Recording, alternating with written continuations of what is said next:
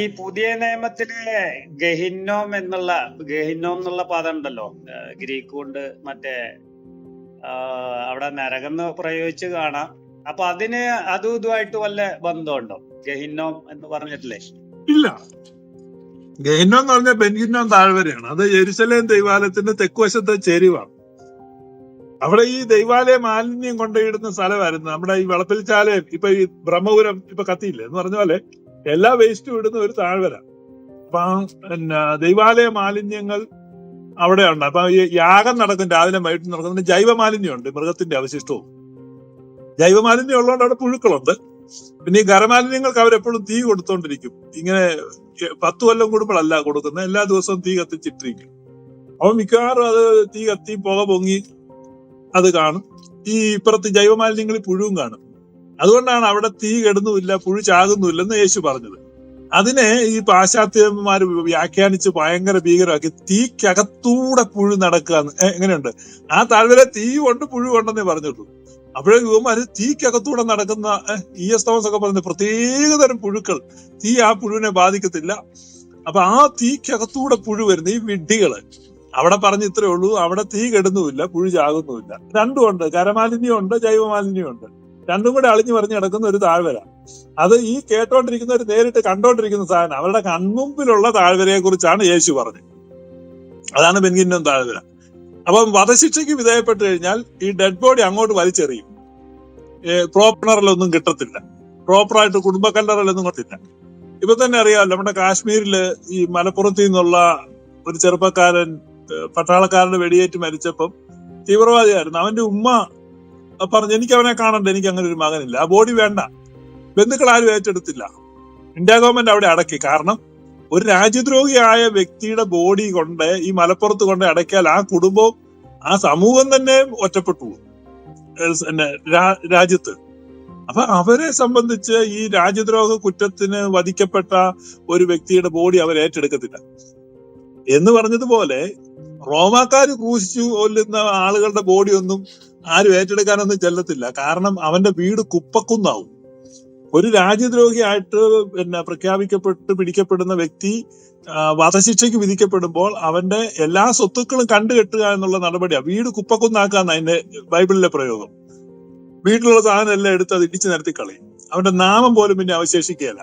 അതാണ് യേശുക്രിസ്തു പറഞ്ഞ, ദേഹത്തെ മാത്രം കൊല്ലുന്നവനെ ഭയപ്പെടണ്ട. അതായത് അതാരാണ്? തീവ്രവാദികൾ. ഇവർ സംഘം ചേർന്ന അടിയാണ് യഹൂദന്മാർ തമ്മിൽ. അപ്പൊ വെട്ടും കുത്തും കൊണ്ട് ഇവർ ചാകും. അപ്പൊ ദേഹം മാത്രമേ മരിക്കുന്നുള്ളൂ. പക്ഷെ ദേഹത്തെ ദേഹിയെയും ഒരുമിച്ച് നരകത്തിൽ തള്ളാൻ കഴിയുന്നവനെ ഭയപ്പെടണം. അതാരാണ്? അത് റോമാക്കാരാണ്.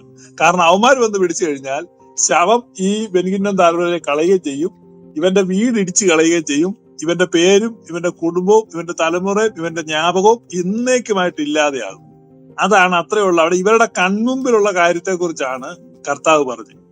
അപ്പോഴേക്കും ഇവിടെ ബ്രദറങ്കാരിരുന്ന് വ്യാഖ്യാനിക്കുകയാണ്, ഭയങ്കര തീ കത്തുന്ന ഒരു സ്ഥലമുണ്ട്, ആ തീ കത്തുന്ന സ്ഥലത്തിനകത്തൂടെ 4 ഇഞ്ച് നീളമുള്ള പുഴു ഇങ്ങനെ പ്ലുക്ക് പ്ലുക്ക് പ്ലുക്ക് എന്നിങ്ങനെ ചാടി ഓരോ പ്രാവശ്യം പുഴു ചാടുമ്പോ ഇങ്ങനെ തീ തെറിക്കുന്ന അത്തരം പുഴുക്കളുള്ള ഒരു സ്ഥലമുണ്ട്.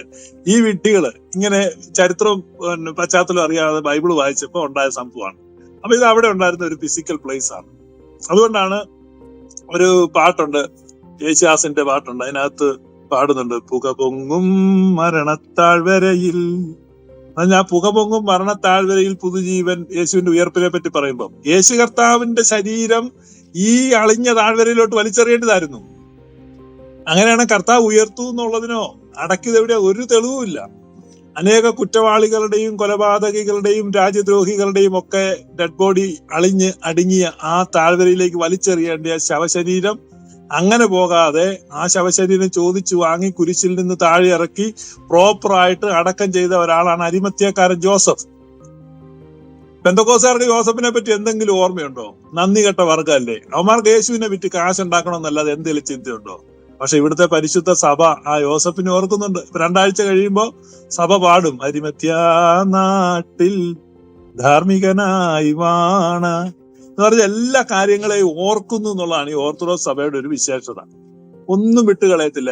ആര് ചെയ്ത ചെറിയ ഉപകാരത്തെ പോലും സ്മരിക്കും. യേശു കർത്താവ് പറഞ്ഞല്ലോ, കാലിൽ തൈലം പൂശിയ ഒരു സ്ത്രീയെ പറ്റി, സുവിശേഷം ലോകത്തിൽ പ്രസംഗിക്കുന്ന കാലത്തോളം ഇവൾ ചെയ്തതും ഇവളുടെ ഓർമ്മയ്ക്ക് വേണ്ടി പ്രസ്താവിക്കപ്പെട്ടുകൊണ്ടേയിരിക്കും, ഒരിക്കലും വിസ്മരിക്കപ്പെടുകയില്ല. അപ്പൊ കർത്താവിന്റെ യഥാർത്ഥ സഭയാണെങ്കിൽ ഓർക്കും. അതുകൊണ്ടാണ് നിങ്ങളോട് ദൈവവചനം പ്രസംഗിച്ച് നിങ്ങളെ നടത്തിയവരെ ഓർത്തുകൊള്ളുവീൻ, അവരുടെ ജീവാവസാനം ഓർത്ത് അവരുടെ വിശ്വാസത്തെ അനുകരിപ്പീൻ. എബ്രായർ 13. അപ്പൊ ഈ കാര്യം ഏതെങ്കിലും പെന്തക്കോസ്തുകാർ ചെയ്യുന്നുണ്ടോ? ഏതെങ്കിലും വിശുദ്ധന്മാരെ ഓർക്കുന്നുണ്ടോ? ഏതെങ്കിലും പുണ്യവാന്മാരെയോ പിതാക്കന്മാരെയോ സഹതന്മാരെയോ ഓർക്കുന്നുണ്ടോ?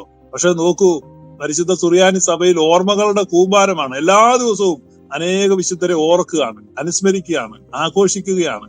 അപ്പൊ ഈ ഓർമ്മകളിലാണ് നിൽക്കുന്നത്. അതുകൊണ്ട് അരിമത്തേക്കാർ യോസഫിനെ ഓർക്കും, ഞങ്ങളൊന്നും ഓർക്കാതെ വിടുന്നില്ല.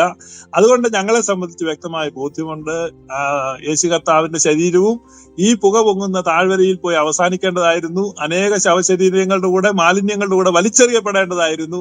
അങ്ങനെ സംഭവിക്കാതെ ആ കർത്താവിന്റെ ശരീരം യഥാചിതമായിട്ട് സംസ്കരിച്ചത് അരിമത്യക്കാരൻ ജോസഫാണ്. ഇതൊക്കെയാണ് അതിന്റെ പശ്ചാത്തലം. അല്ലാതെ അങ്ങനെ ഈ ഒരു കോസ്മിക് നരകമൊന്നുമില്ല. ചൊവ്വായ്ക്കും വ്യാഴത്തിനും ഇടയിൽ ഇങ്ങനെ കറങ്ങിക്കൊണ്ടിരിക്കുന്ന ഒരു നരകം, അവിടെ അങ്ങനെ ഒരു നരകമൊന്നുമില്ല.